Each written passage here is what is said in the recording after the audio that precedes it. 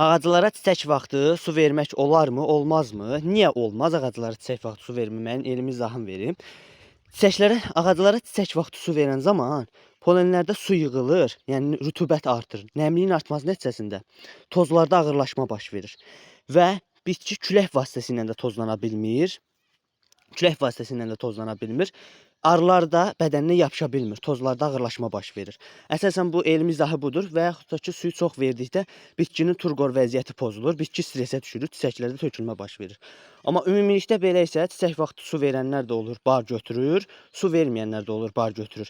Yəni əsasən bitkinin uyğunlaşmasından əsas şey bitkinin uyğunlaşması nasıldır? Çünki bir çox insanlar, mənim özüm də belə bitkiyə çiçək vaxtı su vermişəm, barda götürmüşəm. Amma verməmək daha məsləhətlidir. Bu səbəbə görə ki, polenlərdə erkəklərdə daha doğrusu rütubətin nəmlik artır və tozlanma prosesi baş vermir. Ümid edirəm ki, faydası olar. İzləmədə qalın.